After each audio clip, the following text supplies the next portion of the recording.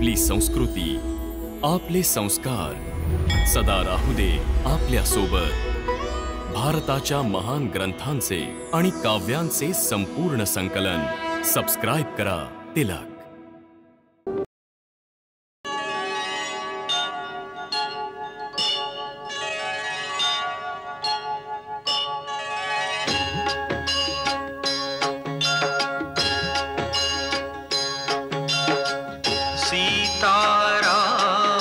चरित अति पावन, मधुर सरस रस किति मन भावन।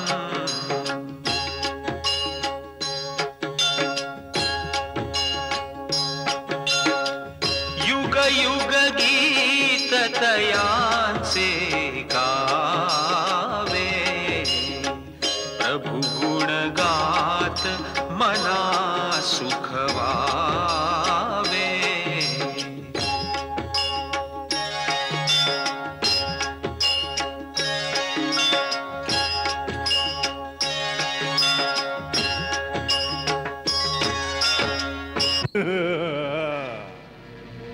तिन्ही लोकांचा विजेता रावण, ज्याच्या पुढे शस्त्रहीन, श्रीहीन आणि मानहीन होऊन राहिला, त्यावर सुद्धा आपण या गोष्टीवर लक्ष नाही दिलं की वास्तवात श्रीराम कोण आहेत। कुंभकर्णा, हीच गोष्ट तर मी सांगू इच्छितो दादा, की आपण योग्य वेळी योग्य गोष्ट नाही केली। नीती सांगते की पुरुषाला धर्म, अर्थ आणि काम यांचे सेवन योग्य वेळीच केले पाहिजे। जसे प्रातः काळी धर्माचे, मध्यान्ह काळात अर्थ सेवनाचे आणि रात्रीला काम सेवनाचे विधान आहे। या तिघातही धर्म श्रेष्ठ आहे। म्हणून जेथे अर्थ आणि कामाचे सेवन धर्माविरुद्ध असेल, तेथे त्या दोघांची उपेक्षा करून धर्मानुसारच चालले पाहिजे। सीतेचं हरण करते वेळी आपण धर्म आणि अधर्माचा विचार नाही केलात।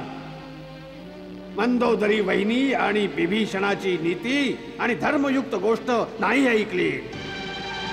केवळ आपल्या कामवासनेच्या पूर्तीसाठी निमित्त शोधलंय आपण, त्याचंच हे फळ आहे जे या सर्व लंकावासी भोगत आहेत। एखाद्या गुरु किंवा आचार्याप्रमाणे आम्हाला उपदेश ऐकवत आहेत तर जा, परत जाऊन झोप। आम्हाला तुझी काही आवश्यकता नाहीये। ही वेळ आहे संकटाची। यावेळी तुझं काय कर्तव्य आहे ही गोष्ट सांग।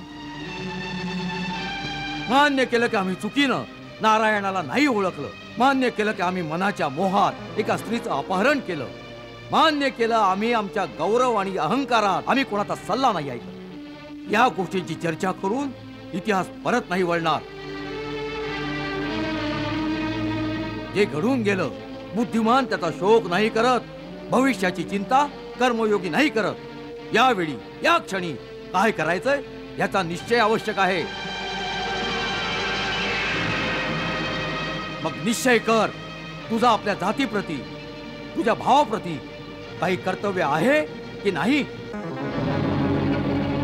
तू आम्हाला शास्त्र ऐकवत होतास, अरे शास्त्रात हे पण लिहिलं आहे की भावानं जर काही पाप केला असेल, अपराधी जरी असेल, तर तो संकटातही त्याची मदत करेल, तोच भाऊ म्हणण्याच्या लायकीचा असतो। अपराध्याला शिक्षा तर सगळे देऊ शकतात, पण भाऊ तोच आहे जो संकटाच्या वेळी बरोबरीनं उभा राहील, मदत करेल, शिक्षा न देईल। अरे म्हटलंच आहे की भाऊ तोच आहे जो संकटाच्या वेळी बरोबरीनं उभा राहतो, मदत करतो, शिक्षा न देतो। विचार कर, रावणामुळे जरी, परंतु रावणाबरोबर संपूर्ण राक्षस जातीचा विनाश होईल, हे तुला मान्य आहे की नाही। तर्काला वेळ नाहीये। जर मनात काही संशय असेल, जर कर्तव्याचा रस्ता स्वच्छ दिसत नसेल, तर युद्धाला जाऊन काही फायदा नाही। जा, जाऊन झोप जा। रावणाला आपली शपथ पूर्ण करणं आणि स्वाभिमानाने जीणं आणि मरणं दोन्ही येतं। जा।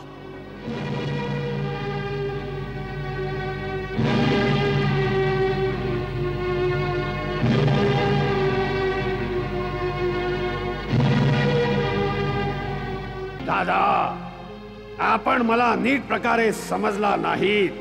मी जे सांगितलं ते खऱ्या हितैषीच्या नात्याने सांगितलं. तो माझा अधिकारही होता आणि कर्तव्यही. यावेळी मला काय करायला हवे याबद्दल माझ्या मनात ना काही शंका आहे ना माझ्या मार्गावर काही अंधकार. मी तर लहान भाऊ आहे आणि लहान भावाचा एकच धर्म आहे. जोपर्यंत तो जिवंत आहे आणि ठीक आहे तोपर्यंत मोठ्या भावाला काही त्रास नाही झाला पाहिजे. तो जिवंत असताना जर त्याच्या मोठ्या भावाला चिंता असेल किंवा तो संकटात आला असेल तर लहान भावाचा धिक्कार आहे. लहान भाऊ मित्रही आहे आणि सेवकही आहे.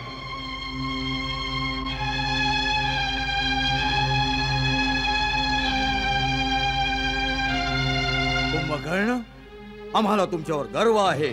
तुम्ही राक्षस जातीचं नाक आहात. दादा, आता आपण युद्धाची चिंता विसरून जा.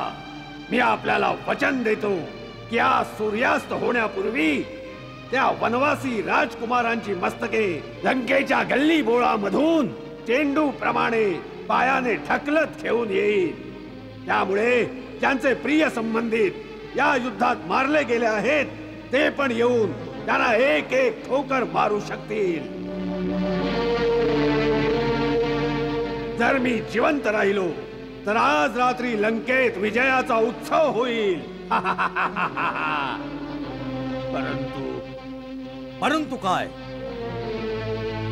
परंतु दादा, सर्वांची गोष्ट खरी ठरली आणि तो खरोखरच भगवान असेल तरी सुद्धा मी पाठ नाही दाखवणार. आपल्या भावाच्या ऐटीसाठी रणभूमीमध्ये लढत असताना मरून जाईल, हे माझं वचन आहे. मृत्यूचा विचार तरी का मनात आणतोस कुंभकर्ण? तू अवश्य विजयी होशील. आम्ही सेना नायकाला आदेश देतो तुझ्या सोबत जायला. चतुरंगी सैन्य तयार ठेव. नाही दादा, मला सेनेची काही आवश्यकता नाही. रणभूमीमध्ये मी एकटाच जाईल. माझ्या हातामध्ये केवळ शिवाचे त्रिशूळ असेल. त्यांची अर्धी सेना तर माझ्या पायाखाली चिरडली जाईल. दादा, मला आज्ञा द्या आणि आशीर्वाद द्या की माझ्यामुळे आपला गौरव आणखी वाढेल. दादा, एक प्रार्थना करू? सांग. जर मी रणभूमीमध्ये मारला गेलो तर समजून घ्या की त्यांना कुणीही नाही जिंकू शकत. तेव्हा श्री रामाला भगवान मानून त्यांची शरणागती पत्करावी. त्यामुळे आपले कुळ समूळ नष्ट होण्यापासून वाचेल आणि आपले राज्य अखंड राहील.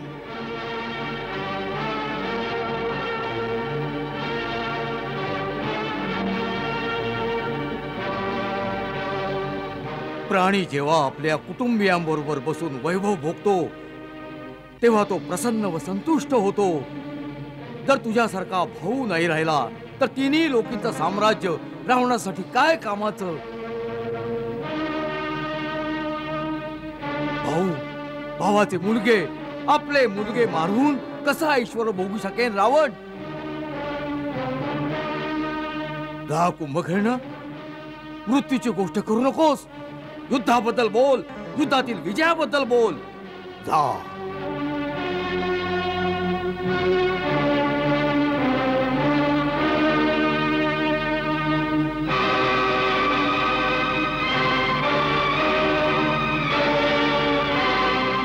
दादा, मला आशीर्वाद द्या.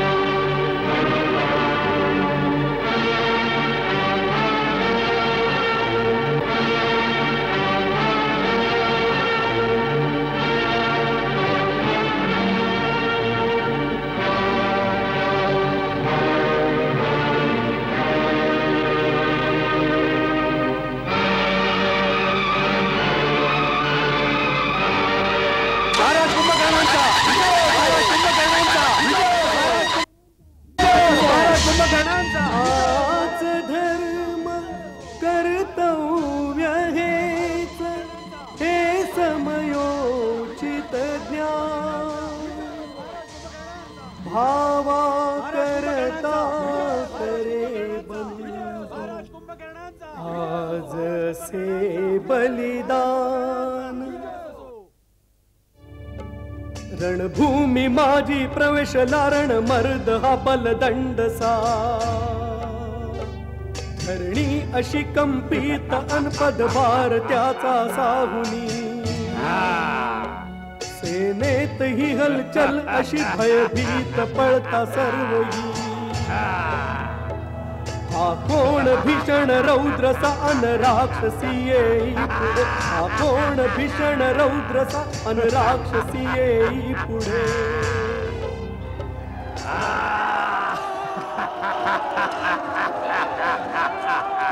हे काय रावणाने काही मायेरूप धारण केले आहे? नाही, हा रावण नाही. मग कोण आहे? कुंभकर्ण, रावणाचा लहान भाऊ, माझा अग्रज. म्हणजे हे इतकं विशाल शरीर त्याला वरदानाने मिळालं होतं? नाही, हा जन्मापासूनच असा आहे. बालपणापासूनच त्याच्यात अतुल बळ होतं. हा एका दिवसात इतकं भोजन खात असे की काही नगरांचे प्राणी एकत्रपणे खाऊ शकत नव्हते. ब्रह्माजींना चिंता होती की हा जर जिवंत राहिला तर सर्व दुनियेतील अन्न संपवून टाकेल. मग नंतर आम्ही तिघांनी मिळून घोर तपस्या करून ब्रह्माजींना प्रसन्न केलं.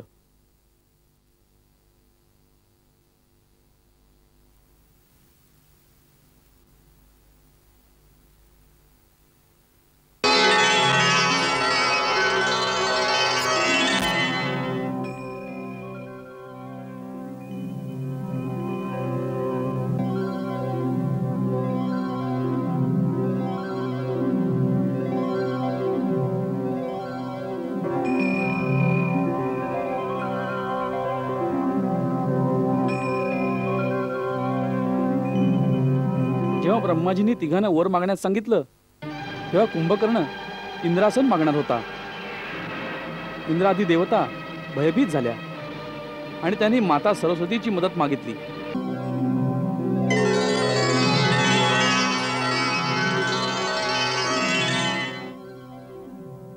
माते, माझं रक्षण करावं. कुंभकर्णाने घोर तपस्या करून ब्रह्माजींकडे वरदानात इंद्रासन प्राप्त करण्याची इच्छा केली आहे. आपण त्याच्या जिभेवर वास करून इंद्रासनाऐवजी निद्रासन म्हणण्याची कृपा करावी. वर मागण्याच्या वेळी देवी सरस्वती त्यांच्या जिभेवर राहिली.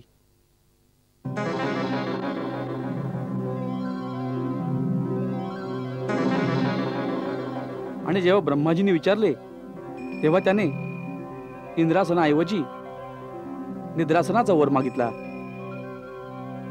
पितामह, मला निद्रासन पाहिजे. तथास्तु वत्सा कुंभकर्णा, आता तू जीवनभर निद्रेच्या आसनावर झोपून राहशील. नाही पितामह, नाही नाही पितामह. हे देवा, आपण याला जीवन तर दिलं, परंतु हा आशीर्वाद देऊन याचं जीवन मृत्यू समान केलं. जीवनभर निद्रेत राहिला तर जग काय पाहणार, काय भोगणार? अशा जीवनाचा काय अर्थ? पितामह, ज्याला स्वतः जीवन दिलं आहे त्याच्यावर हा अन्याय करू नका. ब्रह्मवाक्य खोटे नाही होणार. तरीही दशानन, तुझ्या बंधू प्रेमाने द्रवित होऊन आम्ही कुंभकर्णाला केवळ एक दिवस जागण्याचा अवसर देतो. 6 महिन्यांपर्यंत गाढ झोपेत लीन असेल. फक्त 1 दिवसासाठी जागेल आणि परत 6 महिन्यांपर्यंत झोपून जाईल.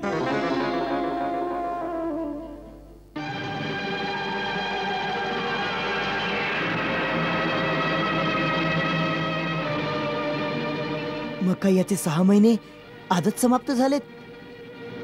नाही, अजून 6 महिने समाप्त नाही झाले. रावणाने संकटाची वेळ समजून त्याला बळाने जागे केले आहे. माझ्या गुप्तचरांचं म्हणणं आहे की जागा झाल्यावर त्याने रावणाला खूप समजवण्याचा प्रयत्न केला की आताही त्याने माता सीतेला घेऊन आपल्या शरणात यावे. परंतु रावण अशी कोणतीच गोष्ट ऐकू नाही इच्छित आणि याला युद्धात पाठवलं आहे. कारण की कुंभकर्ण एकाच दिवसात सारी वानरसेना खाऊन समाप्त करू शकतो. मग तर या दैत्याला लवकरच संपून टाकलं पाहिजे.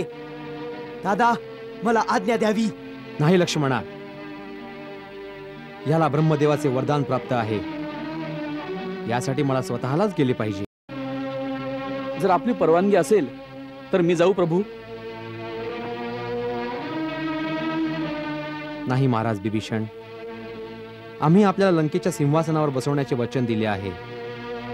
आपले जीवन संकटात नाही टाकणार. आम्हाला हेही नको आहे की भावाच्या हातून भावाचा वध होईल. कुंभकर्णाशी आम्ही स्वतः युद्ध करणार. मी युद्धासाठी नाही जात. मी तर माझ्या कुंभकर्ण भावाला समजावू पाहतो की त्याने अधर्माची साथ सोडून आपल्याला शरण यावे. जर आपली आज्ञा असेल तर मी जाऊ. प्रभू, महाराज बिभीषणाचा विचार योग्य आहे.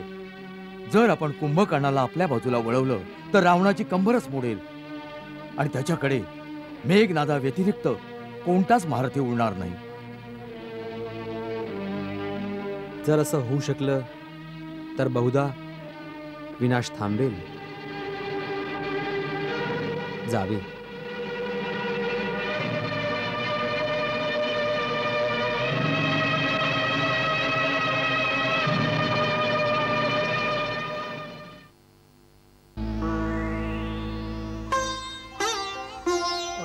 बिभीषण साजाई निज भावाला समजावण्या.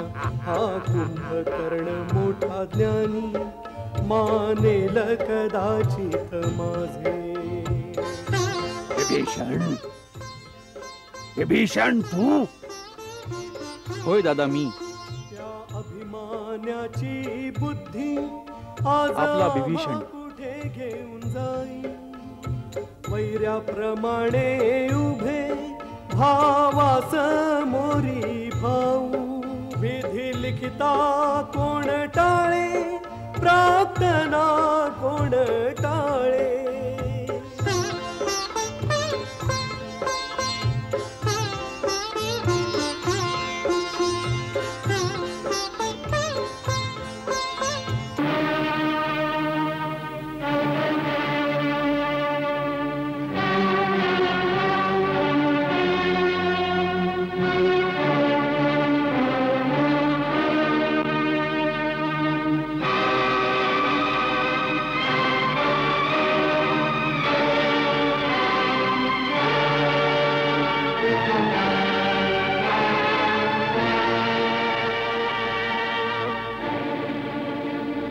तुला काय आशीर्वाद देऊ? चिरंजीव होण्याचे वरदान तर तुला स्वतः ब्रह्मदेवानी दिले आहे. मला इतकंच वरदान दे दादा की मी नेहमी धर्म आणि नीतीच्या मार्गावर चालेन. मी कधी अधर्माच्या मार्गावर नाही जाणार. हे वरदान पण तू ब्रह्मदेवांकडून मिळवलं आहेस. असं वाटत आहे की आता या गोष्टींच्या पडद्यामध्ये तू आपल्या धर्माविरुद्ध कार्याला लपवण्याचा प्रयत्न करीत आहेस. मी कोणतंही कार्य धर्माविरुद्ध नाही केलंय. काय धर्म आहे, काय अधर्म आहे याची व्याख्या देश आणि काळाच्या अनुसार वेगवेगळी असते. नाही, सत्य एकच आहे. ते प्रत्येक ठिकाणी आणि प्रत्येक वेळी एकच असते. सत्यच शाश्वत धर्म आहे, त्यामुळे त्याची व्याख्याही एकच असते. आपल्या पांडित्याने मला आज्ञा नको देऊस बिभीषण. तू चांगल्या प्रकारे जाणतोस की जीवनात अनेक वेळा अशी वेळ येत असते ज्याला धर्म संकटाची वेळ म्हणतात. जेव्हा असा निर्णय करणे कठीण जाते की त्यावेळी प्राण्याचा धर्म काय आहे, काय कर्तव्य आहे, अशाच वेळी प्रत्येक प्राणी आपापल्या संस्काराप्रमाणेच आपला धर्म निश्चित करतो. जसे तू आपला भाऊ, आपले कुळ आणि आपला देश त्याग करण्याचा आपला धर्म समजलास आणि मी भाऊ, कुळ आणि देशासाठी आपले प्राण अर्पण करण्याचा आपला धर्म समजला आहे. मी माझ्या भावाला नाही सोडलं. मला माझ्या भावानं भरलेल्या सभेत ठोकर मारून अपमानित करून हकललंय. मी त्यांच्या आणि त्यांच्या कुळाच्या हिताची गोष्ट समजावत होतो की परस्त्री पळवणं आपलं काम नाही, म्हणून श्रीरामाशी विरोध सोडून देवी सीतेला परत करा आणि आपल्या कुळाची व जनतेचे रक्षण कर. मी त्यांना अधर्माच्या मार्गापासून दूर करत होतो, परंतु कामवश त्यांना अधर्मच प्रिय होता. त्यात माझा काय दोष?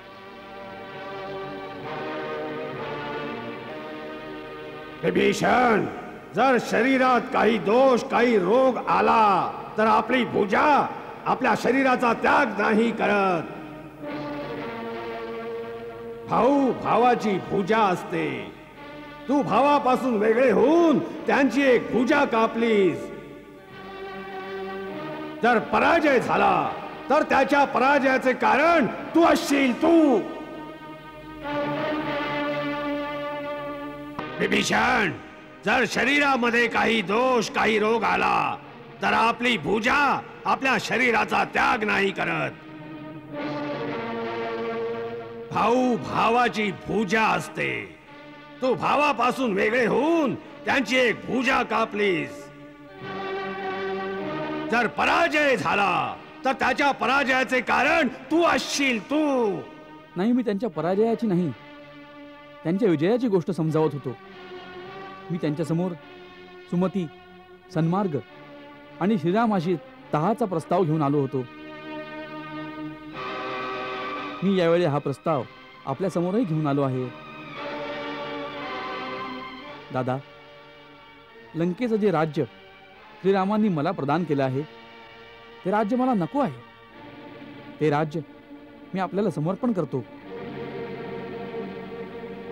परंतु आपण हा संहार थांबवावा, कारण यामुळे सर्व राक्षस जातीचा संहार होईल. याचं कारण आहे महाराज रावणाचं वाईट वर्तन. आपण या दुर्वर्तनाशी सहमत नाही ना? बोला. हो, मी त्याच्याशी सहमत नाहीये. तर मग आपण आमच्याकडे यावे. दुष्कर्म दुर्वर्तनासाठी आपल्या भावाला दंड देणे अधर्म नाही. जर यावेळी आपण त्यांची साथ सोडून दिलीत, जे शक्य आहे, तर ते स्वतःच सरळ मार्गावर येतील. दादा, यावेळी हाच आपला धर्म आहे.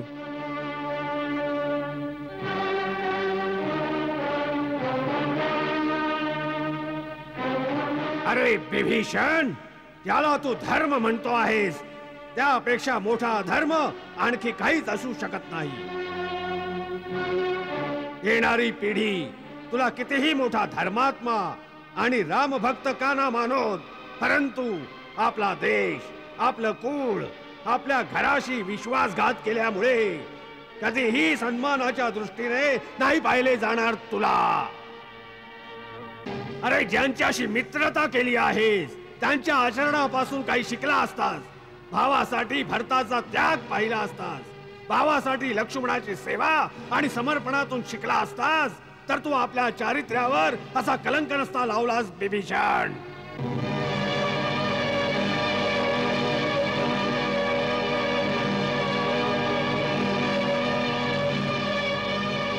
भरत आणि लक्ष्मणांच्या पावलांवर चालण्यासाठी श्रीरामांसारखा आदर्श आणि मर्यादा पुरुषोत्तम भाऊ पण असला पाहिजे. अरे, चांगल्या बरोबर तर सगळेच चांगले असतात. मग भाऊ आणि भावाचे नातच काय? विभीषण, या युद्धात काय दादा एकटाच मरणार? त्यांच्या बरोबर मरणारा आणखी कोणी भाऊ नसणार? अरे, दृश्य तर ते असेल की जेथे रावणाचे मृत शरीर असेल आणि त्याच्या चारही बाजूना त्याच्या भावांची, त्याच्या मुलांची मृत शरीरे त्याची शोभा वाढवत असतील, ज्याला पाहून देवताही मस्तक खाली घालतील. जा विभीषणा, आपल्या स्वामी रामाला सावधान कर. आता सामना खर आणि दूषण बरोबर नाही, त्रिशरा आणि बालीशी कपट युद्ध नाही. सामना आज अजय पर्वताप्रमाणे अभेद्य कुंभकर्णाशी आहे. त्याच्या हुंकाराने विधाता ब्रह्मा पण थरथरले होते. कुंभकर्ण या पापाचे ते शिखर आहे ज्याच्याशी टक्कर होऊन त्यांच्या बाणाचे टोक वाकडे होऊन त्यांच्यावरच प्रहार करेल. तीर, तलवार, गदा आणि भाले तुटून तुटून खाली पडतील. त्याने असुरांच्या नाशाचा संकल्प केला आहे. तर आज कुंभकर्णही रामाचे शीर लाथा मारत मारत आपल्या लंकेश्वराच्या पायाशी घेऊन जाण्याचा पण ठरवून आला आहे.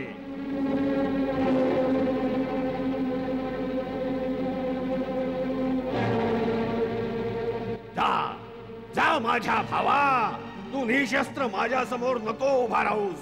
मला आपला परका नाही दिसत. आता माझा क्रोधावर ताबा राहिलेला नाहीये. आता यावेळी मरण माझ्या डोक्यावर तांडव करीत आहे. मरणे आणि मारण्याशिवाय काही सुचत नाहीये. जा, चालता हो आपल्या स्वामीकडून तू युद्ध कर. आपला राजा, आपल्या भावासाठी मी युद्ध करेन. त्यावेळेस हाच आपला धर्म आहे, हेच आपलं कर्तव्य आहे, हेच आपलं ध्येय आहे. जा माझ्या भावा, माझ्या मित्रा, माझा शत्रू, जा.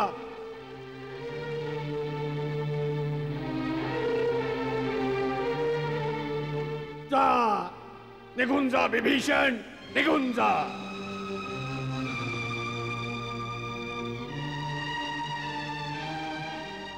जा, निघून जा विभीषण, निघून जा.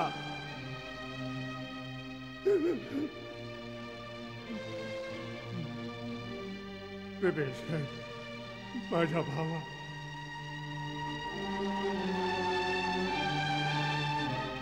जर आमचं सर्वांचं मरण ठरलेलंच आहे तर विशुवा वंशाच्या विनाशानंतर आमच्या सर्वांचे क्रियाकर्म शास्त्रोक्त रीतीने करून आपल्या कर्तव्याचे पालनही कर, कारण तू एकटाच वाचणार आहेस. टाटा तुट भावांची होई या परता आघातच नाही. परधर्मासाठी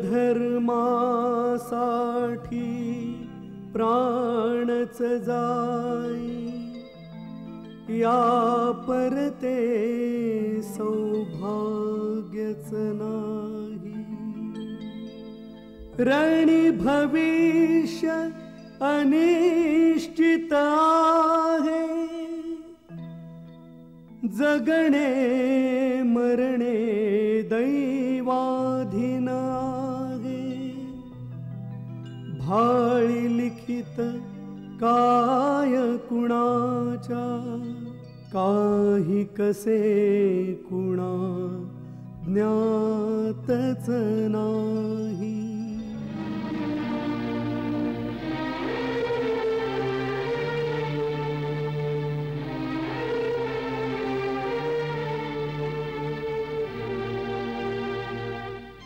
महाराज विभीषण, काय झालं? कुंभकर्णाने नाही ऐकलं. त्याला आपल्या कुळाच्या प्रतिष्ठेचा खूप अभिमान आहे.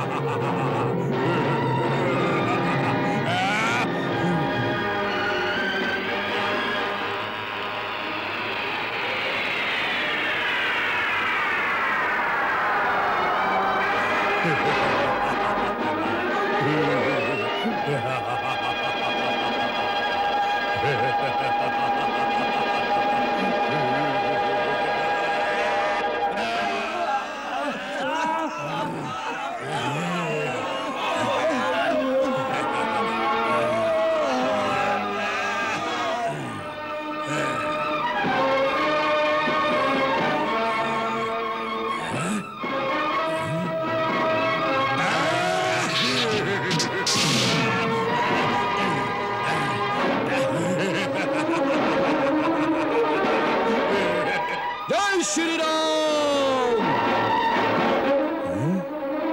जय श्रीराम.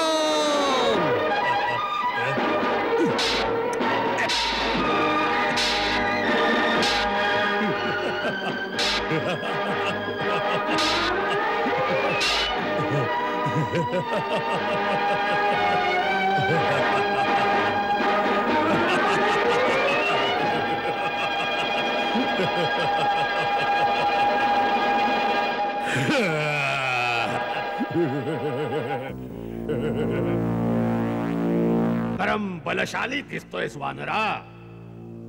कोण आहेस तू? राजा सुग्रीव का त्याचा पुत्र? का तोच आहेस ज्याने आमच्या लंका नगरीला आग लावली होती? या तिघांपैकी कोण आहेस तू? माझ्या हातून मरण्याआधी आपलं आणि आपल्या पित्याचे नाव सांग. माझ्या वडिलांचं नाव ऐकशील तू तर हे अहंकारानं उंच झालेलं मस्तक लज्जेनं खाली झुकेल. ज्या महाराज बालीनं तुझ्या मोठ्या भावाला महापराक्रमी रावणाला आपल्या शेपटीत बांधून ठेवलं होतं, मी त्या महाबलीचा मुलगा अंगद आहे.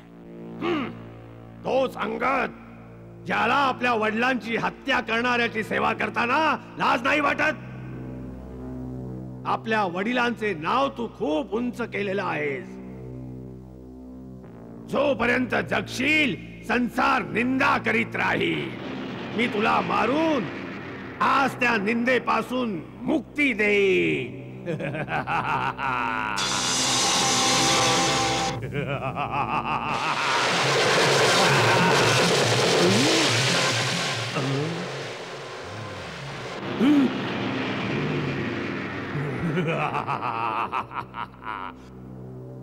दोन योद्ध्यांच्या मध्ये येणारा तू कोण आहेस? हा वानर साम्राज्याचा युवराज अंगद आहे. त्याचे रक्षण करणे माझे कर्तव्य आहे. तू राजा सुग्रीव आहेस? नाही, माझं नाव हनुमान आहे. हनुमान तर तूच आहेस लंकेचा नाश करणारा. आज कुंभकर्ण तुझ्या सेवेचे पारितोषिक तुला देईल. पारितोषिक तर तेव्हा देशील जेव्हा माझ्या हातून जिवंत राहशील.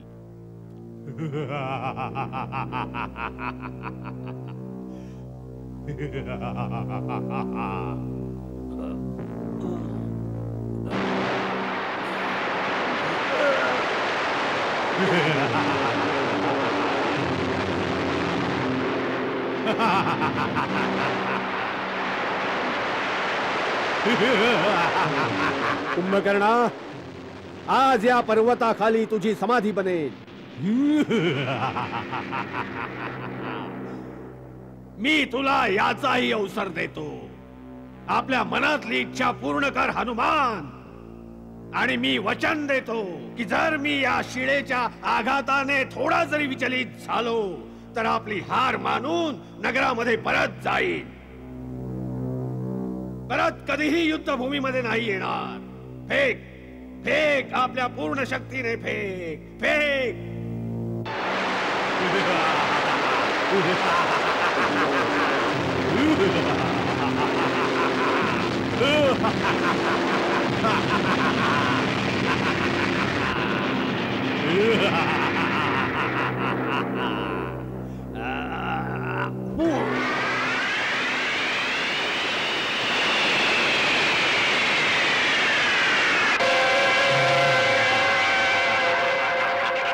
मी तुझ्या साहसाची प्रशंसा करतो म्हणून तुला जिवंत सोडून देतो. आता जर तुझी कोणतीही इच्छा उरली नसेल तर जा जा आणि आपल्या स्वामी राम लक्ष्मणांना सांग अजूनपर्यंत तोंड लपवून का बसले आहे. कुंभकर्ण त्यांना युद्धासाठी ललकारत आहे मैदानात यावे. दादा, ही ललकार मला सहन नाही होते. मला आज्ञा द्यावी. हा आपल्या सर्व सेनेचा नाश करून टाकेल. जा लक्ष्मणा.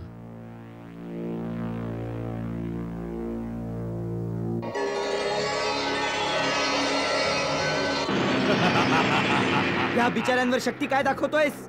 इकडे लक्ष्मणा समोर ये ना.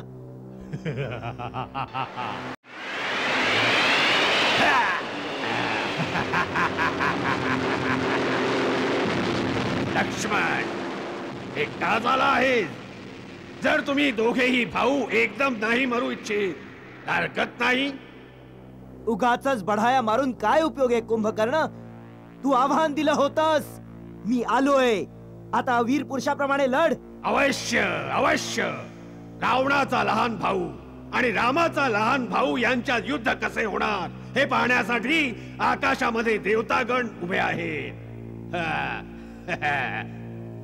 लक्ष्मण, आमची बहीण शूर्पणखा निरपराध होती.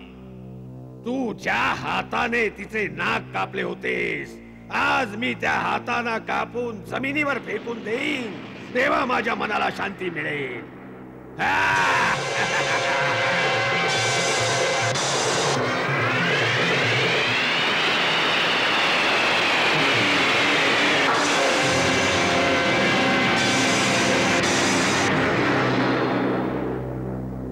या अस्त्राला केवळ शिवच कापत असत.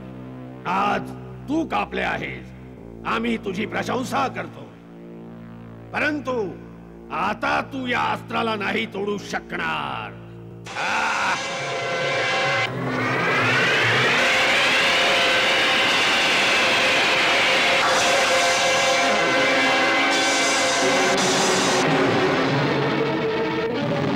तर घे आता प्रत्यक्ष शिवाचे अमोघ त्रिशूळ.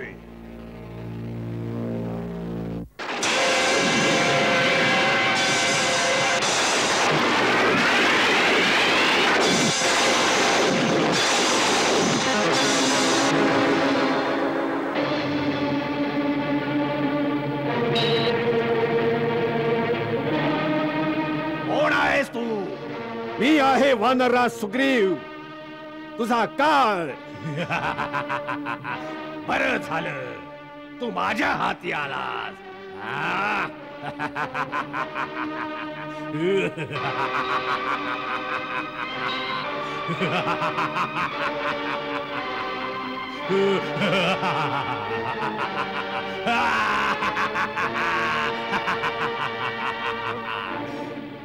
बरं झालं तू माझ्या हाती आलास. चला वानरराज, तुला घेऊन जाऊन महाराज रावणांच्या चरणांशी टाकून देतो. तुला सोडवण्यासाठी तुझ्या सेनेला हत्यारे टाकावी लागतील. चला.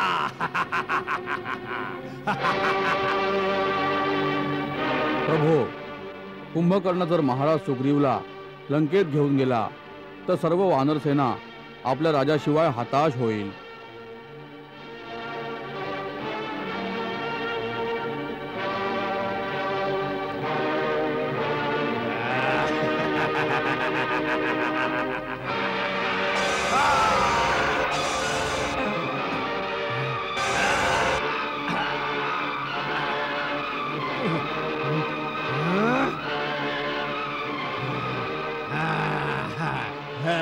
तर तू पण आला आहेस, फार चांगले केले. मी केवळ तुझी प्रतीक्षा करत होतो. मी तुझ्या भावाला बालक समजून सोडून दिले.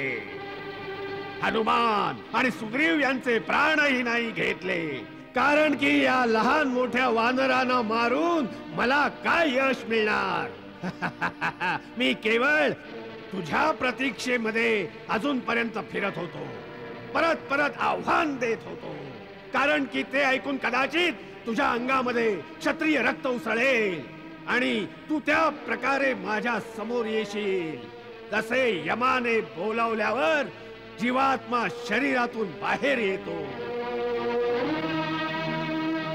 हे समजून घे की तू स्वतःच्या पायाने चालत मृत्यू देवतेसमोर आला आहेस. मी मृत्यूच्या देवतेला प्रत्यक्ष पाहत आहे, जे या प्रतीक्षेत उभे आहेत की केव्हा माझ्या बाणाने तुझे मस्तक कापेल आणि ते तुझ्या प्राणाला घेऊन यमलोकात जातील. याचा निर्णय तर आताच होईल की कोण यमपुरीत जाईल. याचा निर्णय तर तेव्हाच झाला होता जेव्हा तू बिभीषणाचा सल्ला झुगारून दिलास आणि आम्हाला शरण येण्याचे नाही स्वीकारलेस. आम्ही तेव्हाच समजलो होतो की तुझ्या पापाचं फळ अजून बाकी आहे. त्याच कारणामुळे तू मुक्तीच्या दारापर्यंत येऊनही मृत्यूच्या दाराकडे गेलास. मृत्यूचे द्वार पाहायचे आहे तर हे घे.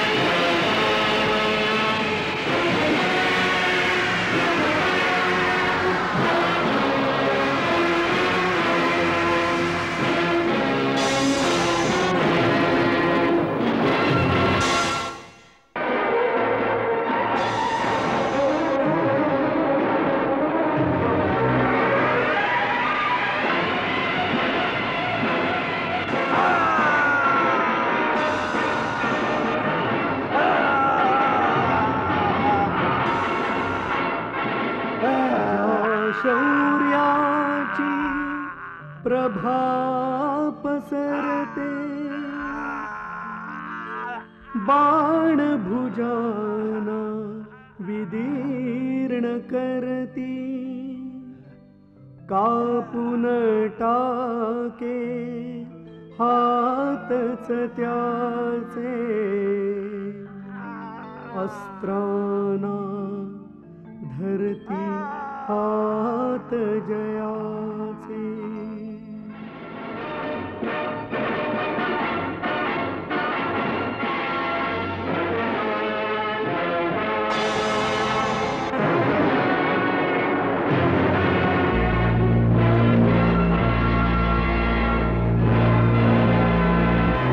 शीश तुटोनी सागरी पडले, जगदीश्वराने ब्रह्मदंडच देता, पापाची साथ देता देता, मृत्युमुखी निर्दोष बिचारा.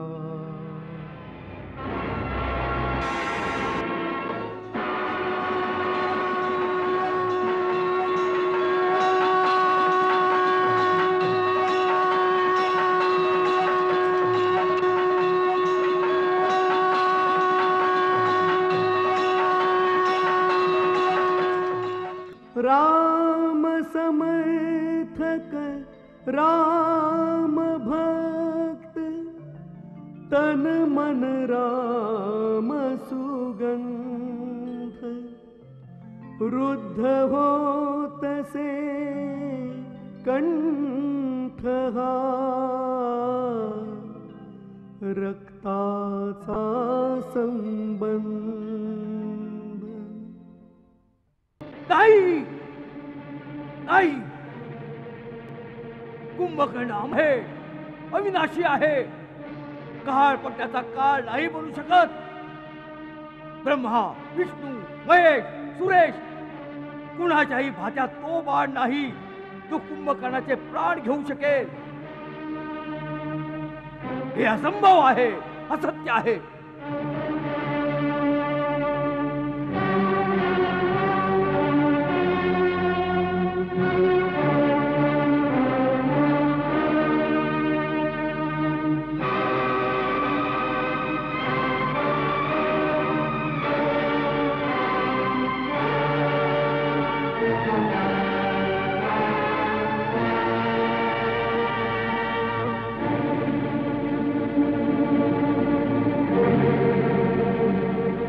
असंभव संभव कसं झालं?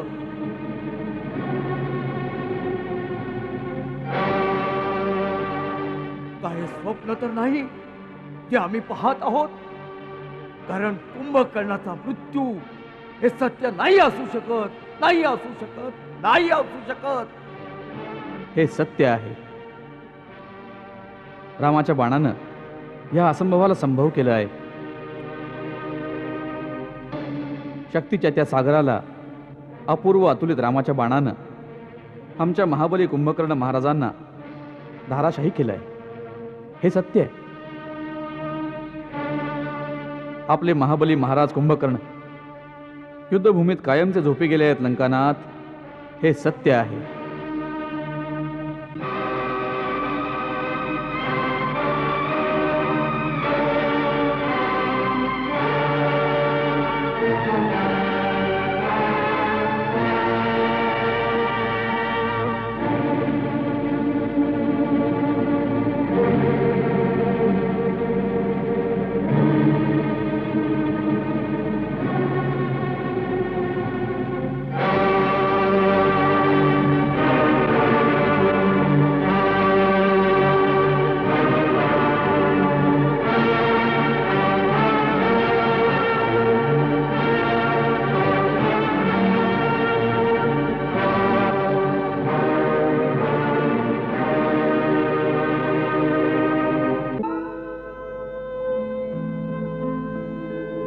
आज रावणाचा उजवा हात निखळून पडला.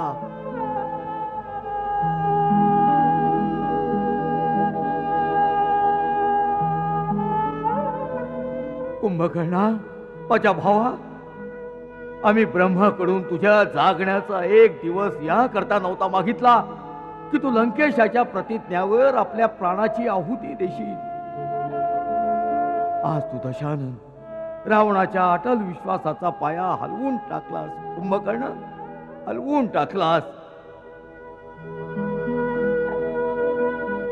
आजोबा, आज पहिल्यांदा आमच्या आत्म्याला हा आभास होऊ लागला आहे की एकदा आम्ही असुर जातीच्या पराक्रमाचा जो प्रभाव पृथ्वी, आकाश, पाताळ, दशदिशांमध्ये जगवला होता त्याचा अंत समय जवळ येऊ लागला आहे. असुर जातीचं अस्तित्व धोक्यात येऊ लागलं आहे. नाही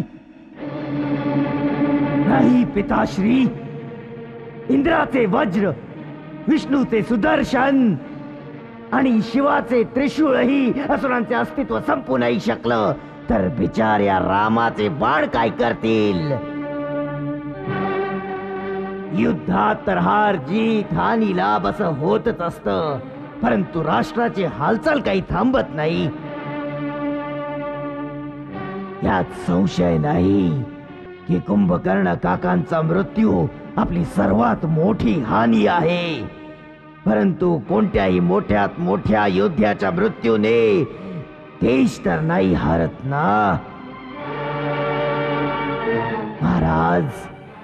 एक पर्वत तुटल्यामुळे पृथ्वीवर प्रलय नाही येत ना. दादा इंद्रजित योग्य सांगतो आहे. घात प्रतिघात नसेल तर ते युद्ध कसलं? खोलात खोल जखम ही योद्ध्याला हसत हसत सहन करायला लागते. वीराच्या डोळ्यातून अश्रू नाही, आग बाहेर पडली पाहिजे, तेव्हा शत्रूचं बळ कमी होतं. आपण एकट्यानेच तीनही लोकात त्राही त्राही माजवली होती. मेघगर्जना करणाऱ्या आपल्या अमेध रथावर स्वार होऊन ब्रह्माजींकडून प्राप्त झालेली शक्ती धनुष्यबाण धारण करून आणि कवच घालून आपण रणभूमीवर जाल तेव्हा राम लक्ष्मणाचं धनुष्यबाण काड्यांप्रमाणे हवेत उडून जातील. आपण तर आमचे आदर्श आहात पिताश्री. आपण अशा प्रकारे निरुत्साहाच्या गोष्टी करता. अति काय पुत्रा, तू परमशूर वीर आहेस, परंतु कुंभकर्ण लंकेचा पाया होता, पाया. कुंभकर्णाच्या मृत्यूचा अर्थ आहे लंकेचा पाया शक्तिहीन होणं. नाही पिताश्री, दादा अतिकाय आणि त्रिशूळ असताना लंकेची एक वीटही हलू शकत नाही. आपणही शत्रूची भाषा बोलत आहात. जसे एकट्या कुंभकर्णाला मारून ते वनवासी हे समजून बसले आहेत की त्यांनी लंका जिंकली. देवांतक, देवांतक नाव आहे माझं. देवांच्या शक्तीचा अंत केल्यामुळे देवांतक नाव पडलंय पिताश्री.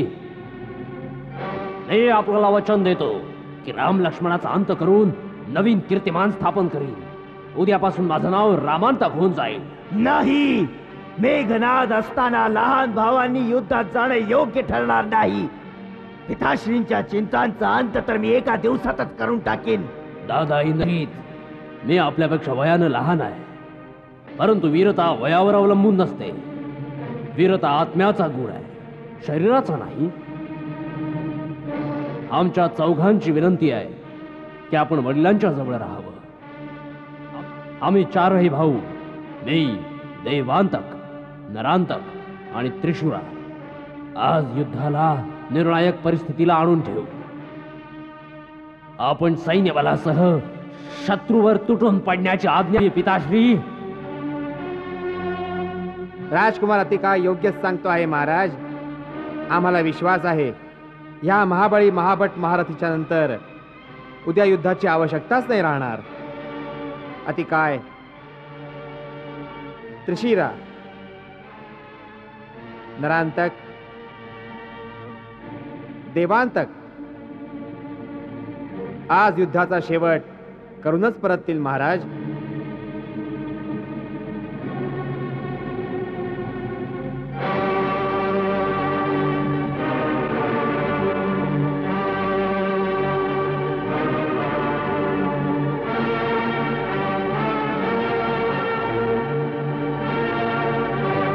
अतिकाय, त्रिशिरा, नरांतक, देवांतक, आज तुम्ही आमच्या हरलेल्या मनात नवीन उमंग, नवा उत्साह निर्माण केला आहे.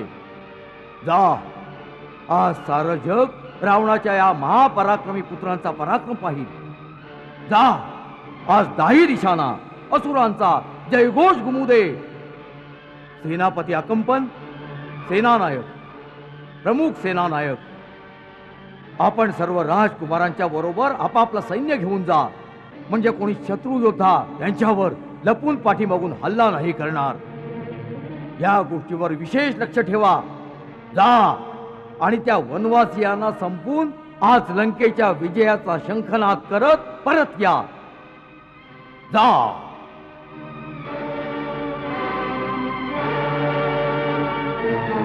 विजयी भव.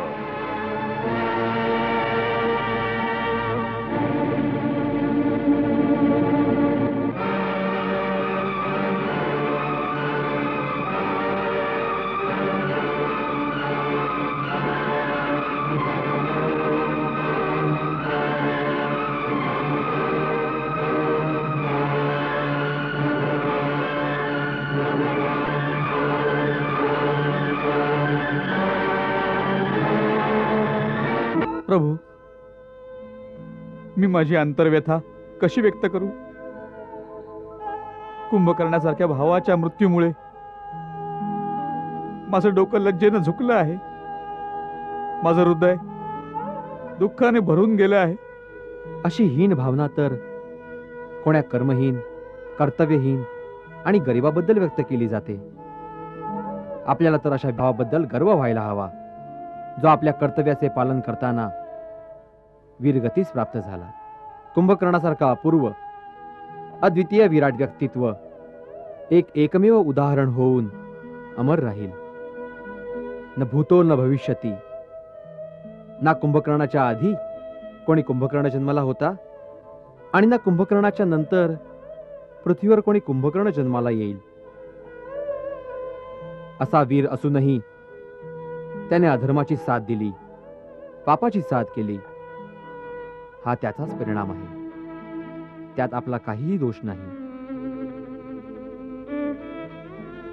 आपल्या मनाला दुःखमुक्त करा महाराज.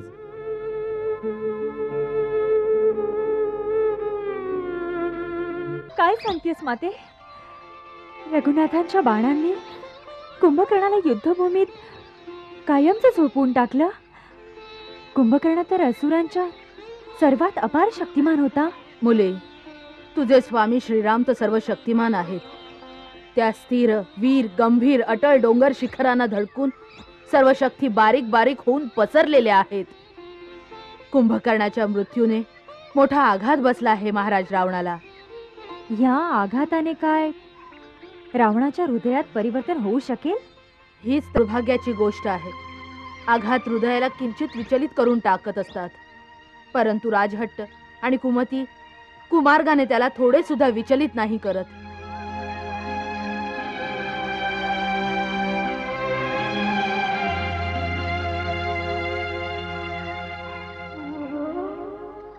अतिकाय आपल्या सैन्य दलाबरोबर जात आहे.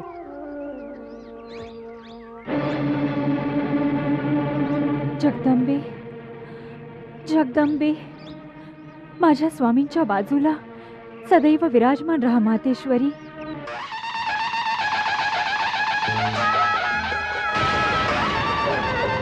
जय लंकेश म्हणती कुणी महादेवाचा जय जयकार, महादेवाचा जय जयकार. रणभेरीची गर्जना करती लंकेचे चारी राजकुमार, लंकेचे चारी राजकुमार. मायाधारी राक्षस निघती,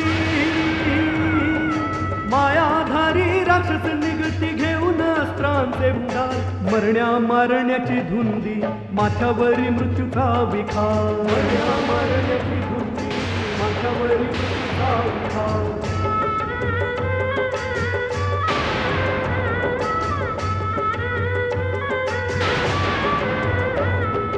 वानर सेनेची ताकद भारी युद्धामध्ये धुवाधार, युद्धामध्ये धुवाधार. तलवारी भाले गदा आणि शस्त्रांचे उघडे भंडार, शस्त्रांचे उघडे भंडार. देवांतक नरांतक,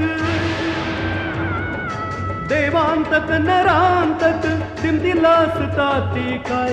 राक्षस दल वानर सेना कुणी कुणा पुढे झुकेना, कुणी कुणा पुढे झुकेना, कुणी कुणा पुढे झुकेना. प्रथम अंगदशी सामना कर नरांतक. हा लंकेश्वराचा दरबार नाही अंगद, युद्धभूमीमध्ये नरांतकशी टक्कर आहे. म्हणूनच तर म्हणतोय युद्ध कर, युद्ध.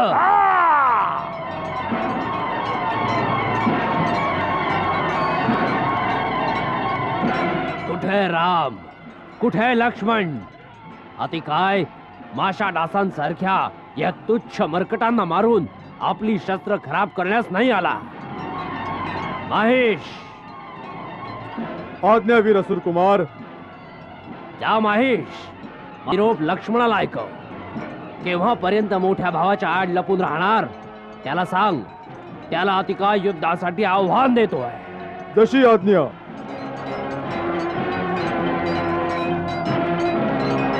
माझे स्वामी श्रीमान अतिकायने सांगितले आहे की हे राम, जो शोक तुम्ही माझे वडील लंकेश हृदयाला त्यांचा लहान भाऊ महाबली कुंभकर्णाचे मस्तक कापून दिला आहे, मी तोच शोक तुला देण्याचे ठरवून आलो आहे. काका कुंभकर्णाच्या मस्तकाच्या बदल्यात तुझा लहान भाऊ लक्ष्मण याचे मस्तक ठोकरे मारत आपल्या वडिलांच्या चरणाशी अर्पण करण्याची शपथ घेऊन आलो आहे. ज्याप्रमाणे माझे वडील आपल्या लहान भावाच्या शोकाने तडफडत आहेत, त्याचप्रमाणे तूही आपल्या लहान भावाच्या शोकाने तडफड. तेव्हाच अतिकायाची चुडाची भावना शांत होईल. जर क्षत्रिणीचे दूध प्याला असशील तर लक्ष्मण समोर ये. दादा, मला आज्ञा द्या. अतिकायचे आव्हान ऐकल्यानंतर एक क्षणही थांबणं भेकडपणा ठरेल. जा दूता, आपल्या स्वामीला जाऊन सांग की अतिकायच्या शिरातून उसळणाऱ्या रक्ताला थंड करण्यासाठी लक्ष्मण अवश्य येईल.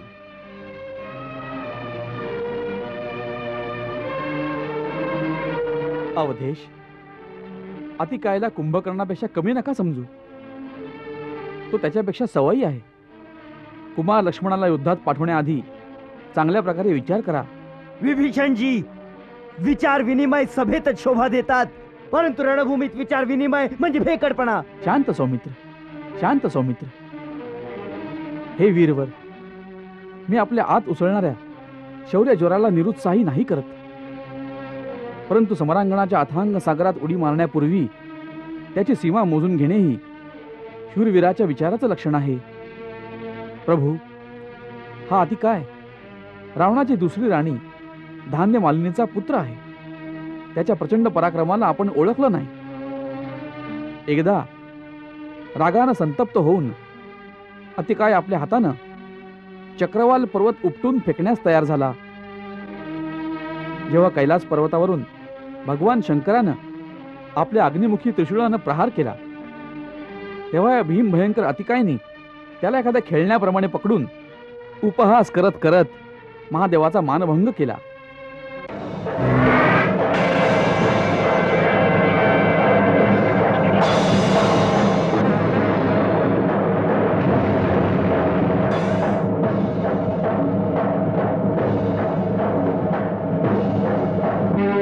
मग त्याने शिवाकडून धनुर्विद्येची सर्व रहस्ये जाणून घेतली.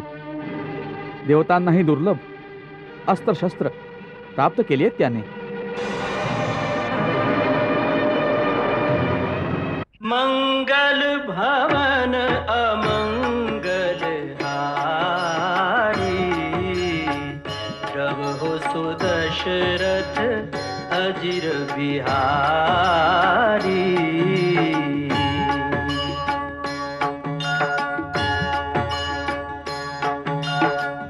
सीताराम चरित अति पावन, मधुर सरस अरु अति मन भावन.